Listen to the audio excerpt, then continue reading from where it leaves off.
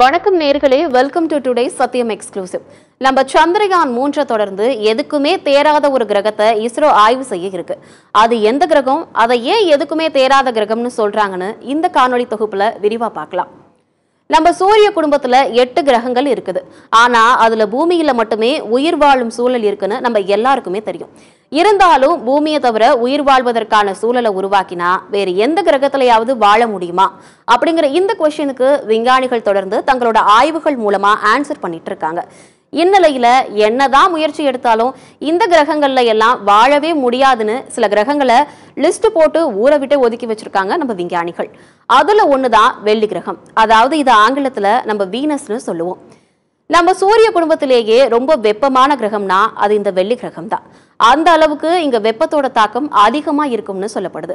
அதாவது ஈயத்தை கொண்டு இந்த கிரகத்தோட தரையில வச்சாலும் அது அப்படியே உருகி ஆறா ஓடிடுமா. இப்ப புரியுதா எதுக்கு இதை எதுக்குமே தேராத கிரகம்னு ஸ்டார்டிங்ல சொன்னேன்னு. இப்படியாப்பட்ட இந்த கிரகத்துல தான் இஸ்ரோ அடுத்த ஆய்வு செய்ய இருக்கதா ஒரு தகவல் கசிஞ்சிருக்கு. ஆனா இதுல ஏராளமான சிக்கல் இருக்கதா சொல்லப்படுது. வெள்ளி பூமிக்கு பக்கத்துல வரும்போது விண்கலத்தை அனுப்புனா செலவு குறைவு. அது மட்டும் இல்லாம மிஷன் சக்சஸ் ஆகிறதுக்கு நிறைய சான்ஸும் இருக்குதான். சோ அடுத்த ஆண்டுக்குள்ள நாம இந்த கிரகத்துக்கு விண்கலத்தை அனுப்பணும்.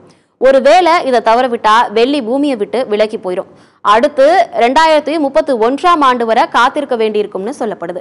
அடுத்ததா இந்த கிரகத்துல இருக்க தரைப்பரப்பையும் ஆழமற்ற துணை மேற்பரப்பையும் சரியா படம் பிடிக்கணும். அங்க முழுக்க முழுக்க சல்பியூரிக் அமிலம் தான் இருக்குதான்.